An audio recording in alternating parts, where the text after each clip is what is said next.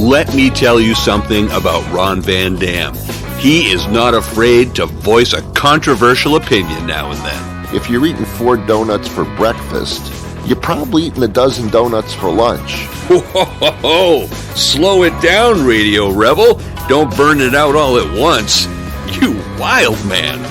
You are listening to The Ron Van Dam Show on New England Broadcasting. Good morning, good afternoon, good evening, good night. It's the Ron Van Dam Show. That's true. Hold on tight, things can get a bit weird, if you like that sort of thing. Welcome to the program. It is the Ron Van Dam Show. I'll be the one who's going to be substituting for Ron Van Dam today.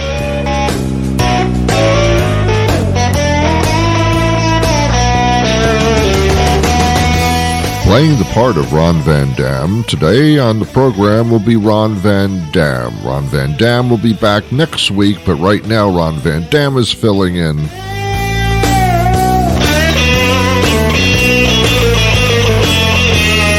Thanks for being here, ladies and gentlemen. I'm filling in for myself. I hope I do a decent job, otherwise I can't fill in for myself anymore.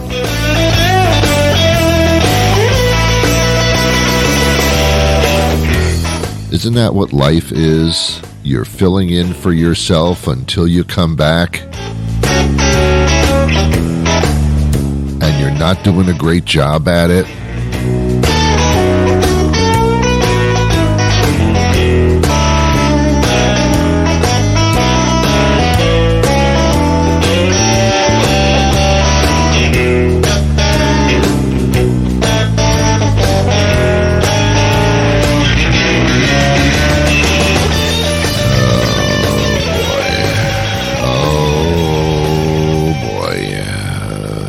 How is your summer going so far?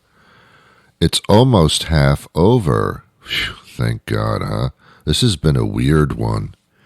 I'm getting a little bit concerned about things. How about you? Have you heard? Are you listening? We're breaking records again. And I'm not talking about the disco craze when people were breaking records because they hated disco. If that were the case, but it's not, I'd be breaking rap records, because that's not music. But anyway, you know, my parents told me this would happen. I can't believe it, but they told me this, and they were right. When I was growing up, I liked rock and roll. I still do. But my parents said, rock and roll music, it's disgusting. The Beatles? What are you talking about? That's not music. That's not music. That's like three different, what are you talking about? It's like a C, F, G. That's it. Those are the 3 chords. That's all they know. Come on, man. That's not music. That's screaming and shouting and songs about people taking drugs and getting high. That's not music, Ron. That's not music. And I said, Mom and Dad, it is music. It's in my soul. That's not in your soul. That's in your pants, you idiot. Get your head out of the gutter. That's not music. And I thought, you know, when I grow up, I'm never going to say that to other people or to my children or to my illegitimate children or to my pets or to my turtle or to my psychiatrist. I'm never going to comment on their taste in music because that's very individual. And then I grew up, and then rap came along.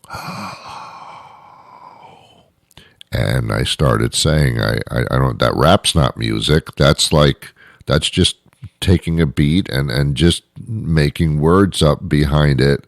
And that's rap is not rap won't last more than like a couple of years of popularity. Then they'll get back to some real music. But rap never went away. It was like your in-laws staying for more than a week. They just wouldn't leave. And I started saying publicly, as I just did, rap isn't music. That's just noise. Ron, you've turned into your parents. No, it can't be. Yes, Ron, you've turned into your parents. No. Shut up! Ladies? Shut up! Thank you. I've turned into my parents.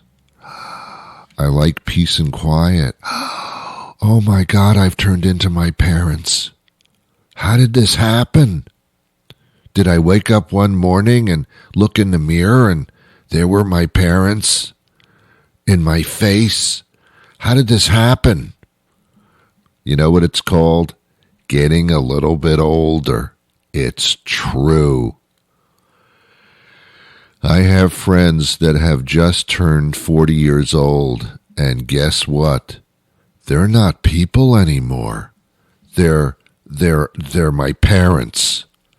Everybody turns into their own parents, and when they do, they get shocked. They get culture shocked. They go for shock therapy. I've turned into the very people I've turned into my parents. I've turned into. When you have children, I know I said the word. When you have children, that's pretty much when you turn into your parents. That's the turning point. Because when you turn into your parents, it's because you became a parent, apparently. That's the turning point. If you never want to grow up, Peter Pan, don't have children, because that'll, maybe at first you'll maybe not, but before you know it, you'll wake up and you'll become your parents. And people will start calling you by your parents' name because they think you're their parents. It's awful. It's awful. You walk around in a stupor all of a sudden. You start complaining about how you feel when you get up in the morning. How are you, Joe? How you doing? My back, I don't know. It hurts so much. I don't know. Maybe I'm getting a little arthritis in the back. Oh, gosh. Oh, the allergies, they're kicking in again. They're kicking in again. The allergies, oh my God. It's what happens. It's when you start complaining about your health as a matter of basic conversation, you're getting older and turning into your parents. Yep. And you can tell when you're doing it. If someone says, how you feeling? And you respond by saying, feeling great. What are you talking about? Feeling great. But when you respond by saying, oh, I don't know. I'm feeling okay. My groin hurts a little bit. No one kicked me there. No one kicked me in the groin, but it feels like someone did. And then for the next 3 hours, you and the person you're talking to are exchanging pain stories. I went to the doctor yesterday. The doctor says to me, Ron, you've got sciatica. I said, sciatica? I don't even know what that is. Oh, you'll know after the testing done. You'll know what the sciatica. Yeah, it's true. It's true. When you watch TV and you see all those commercials for all those drugs you take because your tear ducts aren't working anymore, or take this vitamin for brain power, or you've got icy hot to put on your elbow. They've made a new copper elbow bandage so that you don't have arthritis in your elbow anymore. Your skin starts turning strange color. When you see all those commercials for over-the-counter and prescription drugs, when you look at the commercial and you say, oh boy, I could use that. That's it. You've turned the corner. You've turned the corner. When those things start to become appealing. Whew. I've told this story before. I have a doctor. She also is other people's doctor, too. But she's my doctor. It's a woman, a fine lady. She's of Indian descent. I don't know why. And she's when I go in there for my annual physical, which takes place now every 6 months. How's my annual physical every 6 months? You can't even call it that anymore. And she says, Ron, how you feeling? I've started to say, all right. It changed. I used to say, I'm feeling great. Feeling good, doctor. How you doing? How you doing, babe?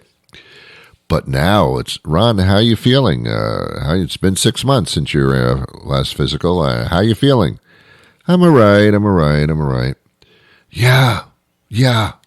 And then she says, "Oh, what's you got any anything you wanna ask me?" Yeah, I got a pain in my shoulder. It bothers me for a couple of hours a day. And her response is, "Yep, it's getting older, man. You're getting older." That's your medical response to my shoulder hurting? Yeah, you're getting older. You're not supposed to say that. You're supposed to prescribe something. Aren't you prescription happy? Don't you want to give me like shoulder X or shoulder be gone? Where's my prescription? So my shoulder pain. Ron, you're getting older. It's, let me know if the pain persists for more than 17 years. Wow, that's not right. I did an interview recently with a doctor, and there was a campaign to have everybody get their colonoscopy starting at age 45. I think it might have even been 40. And I thought to myself, holy crap, what the hell's going on? I thought you're not supposed to have your first colonoscopy till you're like 50 or 55. No, Ron, now it's 40 or 45. Because the incidence of colon cancer and colon problems has all of a sudden been starting earlier in our population. Oh, that's nice.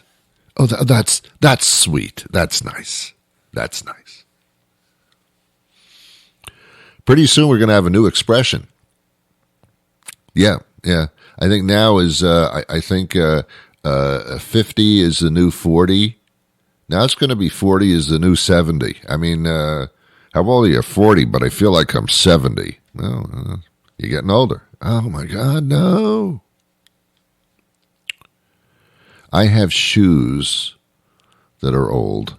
The sole is starting to wear away at the bottom of the shoe, and my toes are starting to pop out. And when I step in a puddle, my feet get wet, so I know the shoes probably have a hole in them somewhere. But I continue to wear them. Do you know why? Because as far as shoes are concerned, don't throw them out. They're just getting older. That's all. You can continue to wear them. They're just getting older. That's all. Don't worry about it. Shoes are funny, aren't they? Have you been shoe shopping recently? It's funny. It's funny. You see people go to a shoe store and they try on shoes on their dirty, smelly feet, and then they don't fit and they put the shoes back in the box like no one ever looked in the box before. They put that little cardboard insert back in and put the shoes back on the shelf. Now I'm starting to realize when I go shoe shopping, about 100 people have put their feet into this shoe that I'm trying on. And that's disgusting. The funniest thing about shoe shopping, and I'm not laughing all that hard, they have mirrors so you can see how you look in the shoes, but the mirrors are on the floor. So you can't see yourself. All you can see is your shoes on the foot. They're shoe mirrors for your feet. My feet now have their own mirrors. And people are walking around admiring their feet. It's like, well, that's the funniest thing I've ever seen. I don't know who's making these shoes anymore. I think it's a couple of nearsighted people in North Korea. I don't know. I don't know where the shoes are made. Certainly not in the United States. Nothing's made here anymore, by the way. Nothing. If something's made in the United States, it's made with parts of the item from other countries where there's some kind of child labor going on. How old are you, Bobby? I'm 7 years old. Time to go to the factory, Bobby. Make yourself useful, Bobby.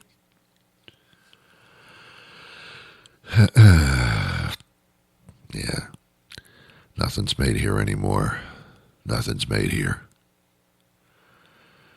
You can tell by if you order something from Amazon, it's if they don't warehouse it, it's going to take a couple of months to get here from North Korea or wherever they make the damn stuff now. I don't know. But the shoes, we don't make shoes anymore. We don't make shoes anymore. We couldn't be. Yeah, that used to be a profession, a cobbler. I thought a cobbler was like a dessert. No, cobbler was a person that made shoes. No, wait a minute, Ron. Cobbler that's when you have a cobblestone street, isn't that a cobbler? No. Cobbler is the person who used to make shoes. Wow, why didn't they call it a shoe person or a shoemaker? No, you're thinking of Willie Shoemaker. He was a jockey. No, this is a cobbler. Are you sure that's not a dessert? I may be. I don't know. I really don't know. I can't tell you. Anyway, thanks for listening. Hey, you've been a lot of fun, even though you haven't said a word. I think that's kind of what I wanted. I have a great guest today.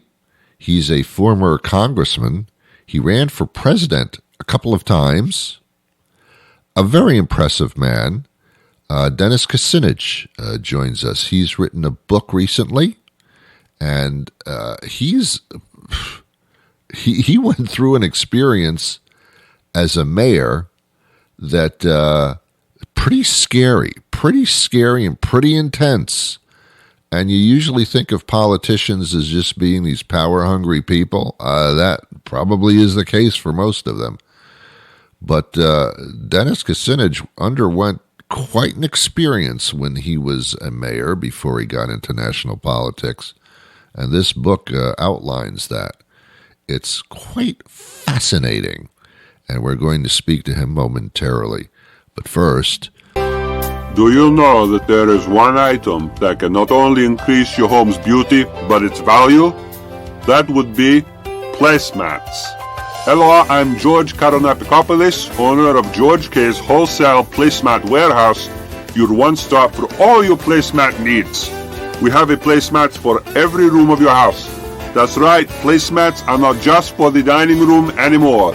Anywhere you might make a spill, or maybe where you eat, like in front of the TV. I do it all the time like you. You want a placemat. We have fancy placemats, like in bamboo or teak. That's right, teak. Nice plastic laminate ones for no stains, even blue. We can custom make you placemats in as little as 2 weeks. Come to our showroom at the intersection of Route 27 and the Holbrook Turnpike. You're going to like what you see. Your placemat is waiting for you at George K's Wholesale Placemat Warehouse. former Congressman Dennis Kucinich joins us now. He's written a new book. It's fascinating. It's The Division of Light and Power. First of all, before we get started, I just wanted to tell you I admire you because of what you've done in the past and your services as mayor and candidate and Congress. And you are a man who stands for the truth and actually does things for humans. And I appreciate that, first of all. That's in comparison to others. I'm greatly appreciative of what you just said, because so much of the approach that I take in life is really based on a humanistic approach. Yes. And it's the it's the humanistic psychology that looks at people as being perfectible, that we can, just like our country, we can become a more perfect union, but it involves a continuing work by all of us. And when it comes to each of us as individuals, we can work on ourselves and be better people. And I always try to find the best in people, and that's what I try to work with. Yeah, it's amazing some of the things you have to put up with, and this book kind of outlines what one goes through. I had no idea that the fight was so deep sometimes, just to have things make sense. Well, may I call you Ron? Yes, please. Okay.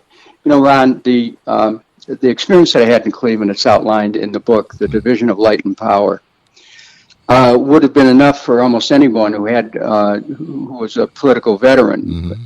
And I had been in politics 10 years before I was mayor, but I was still only 31 years old. Mm-hmm. And like anyone 31 years old, even though you have experience, you're suddenly thrown in the middle of a battle with corporate espionage and corporate sabotage and law firms and banks trying to upend the city to grab our municipal electric system. And then you add to that a mob-directed assassination plot. And it became the wild story, which you're reading.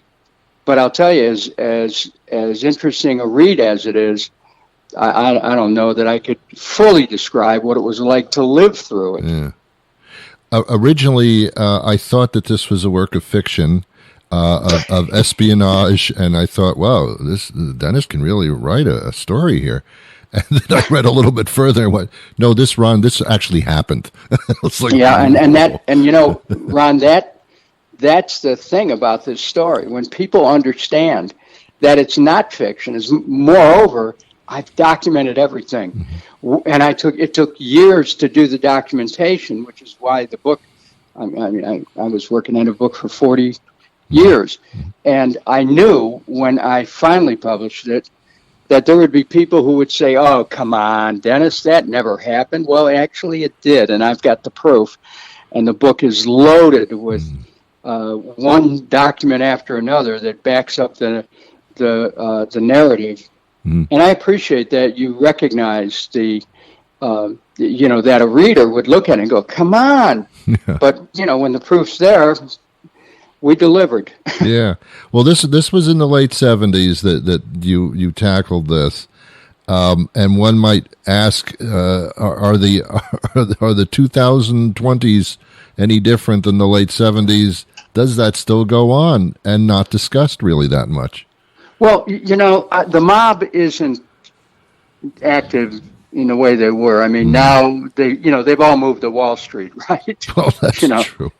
I mean, they've moved into banking, and instead of loan sharking, they're into banking, and then they're into running certain funds. Yes. And they've gone legit, but they're still stealing from people. Yeah, but monopolies like utility companies, et cetera, that seem to be regulated. Still a problem. Still a problem. Yeah. And in Ohio, remember in the last year, this utility that is now has included the utility that I fought, they were pulled up short for trying to buy the Ohio legislature to get $1 billion bailout on nuclear power plants that they probably shouldn't have ever built, and that was one of the issues in the book. Yeah. Now to go to a deeper question that you raised, the corporate interference in government. Hey, look, in Cleveland and across the country, you got big corporations who look at City Hall like a gas station, and when they need fuel for their various investments, they pull up and tell the mayor, fill her up, and tax dollars get poured into enterprises in which the city doesn't get anything in return, and so that's still going on. Sure. I mean, it's pay to play, and the politicians who are involved in running things at various levels in this area, they get the contributions from these various interest groups, and then the interest groups get many times a reward in terms of public largesse. And so So in that way, no, it hasn't changed. It's pretty much the same. It is. It's a legalized mafia in the sense that we had a situation with a gas power plant, natural gas power plant, and big thing going on. And then, because I was in the media, we started getting stories of payoffs to government officials to allow the thing to be built and to operate. And it was, whoa, that's not right, is it? I mean, well, it's not right, but, round up the usual suspects, right? Yeah. I mean, this is what happens when you have government in service to private corporations. It's particularly pernicious with utilities because when a utility has a monopoly, they can charge and do charge people whatever the utility can get away with. Right. People are paying too much for electricity. They're paying too much for privatized water or privatized sewer services.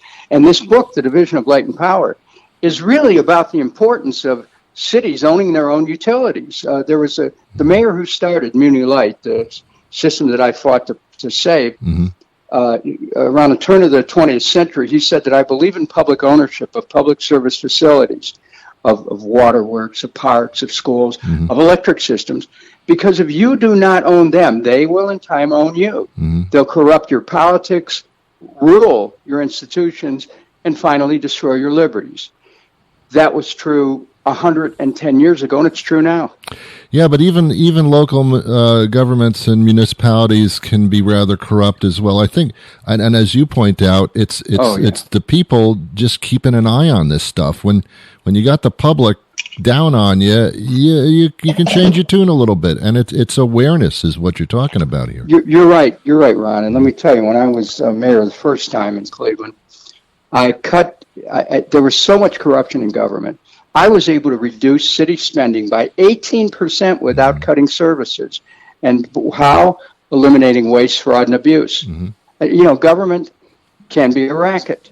And, do I know that? I mean, when I was in Congress, one of the first hearings I had was the Department of Defense had over $1 trillion in accounts they couldn't reconcile.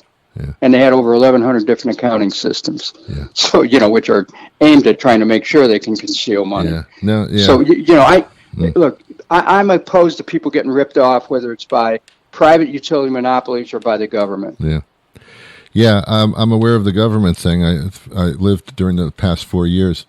Anyway, the book is available everywhere. It's a Division of Light and Power. It's fascinating, and we've only just scratched the surface of what actually was going on back then, and the things that you really went through. You kind of put your life on the line a couple of times.